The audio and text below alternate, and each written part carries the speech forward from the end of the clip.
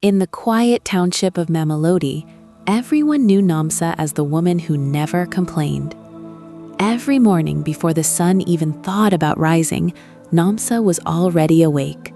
She packed school lunches, ironed uniforms, washed clothes, and prepared breakfast for her 3 children, Lebo, Thando, and little Amahale. But there was one person she had stopped preparing anything for: her husband, Sizwe. Sizwe had once been the charming man who promised Namsa the world, the man who said, "You'll never struggle when you're with me." But promises are cheap when they come from a man who refuses to work.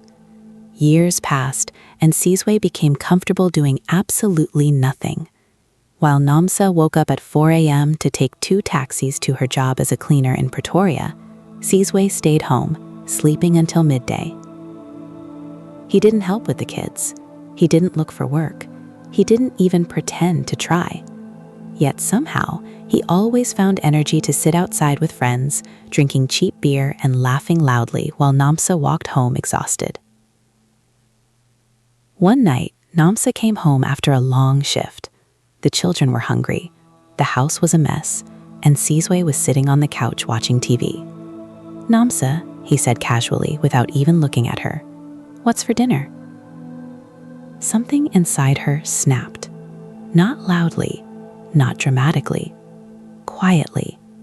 The kind of snap that changes a person forever. She walked past him without answering and went straight to the kitchen to cook for the children. From that day forward, Namsa made a decision. She would stop trying to fix a man who refused to fix himself. She stopped begging him to help, stopped arguing, stopped caring. Instead, she poured all her love into her children. She helped Lebo with his math homework, encouraged Thando to join the school soccer team, saved every extra rand she could for Amahama's future. Slowly, their home began to change. The children grew happier.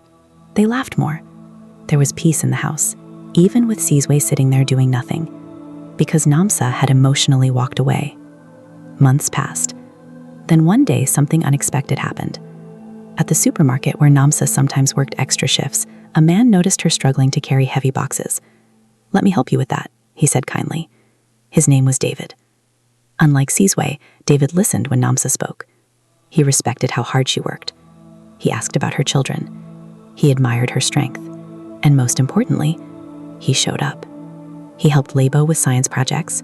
He drove Thando to soccer practice. He brought Amahale little storybooks.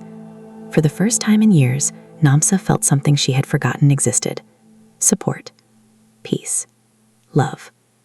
Meanwhile, Sizwe started noticing something strange. Namsa no longer argued with him. She no longer begged him to change. She barely even spoke to him.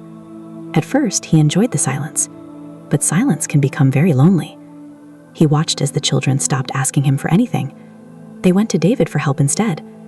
The man he once thought was irrelevant had slowly become everything he had refused to be: a father figure, a provider, a partner. One night, Sizwe finally broke. He found Namsa in the kitchen and spoke softly. "Namsa, I'm sorry." She looked at him calmly. He continued, "I know I failed you. I know I failed the kids. I want to change. Please, give me another chance." Namsa stared at the man she had once loved. Years ago, those words would have meant everything. But now, they meant nothing. Because apologies don't erase years of neglect. They don't erase tears cried alone at night. They don't erase the weight she carried by herself. Namsa sighed gently. "I waited for you for years, Sizwe," she said quietly. "I begged you to be a husband. I begged you to be a father." Tears filled his eyes. "But you only realized my value when someone else showed me what I deserved." Sizwe fell silent. Namsa picked up her bag and walked toward the door. "Take care of yourself," she said. And with that, she walked out of his life. Months later, Sizwe still sat on the same couch. The house felt empty now. No laughter, no children running around, no smell of dinner cooking in the kitchen, just silence. The kind of silence that reminds a man of everything he lost. Meanwhile, across town, Namsa was sitting at a dinner table with her children and David. They were laughing, happy, safe, loved. And for the first time in many years, Namsa felt at peace.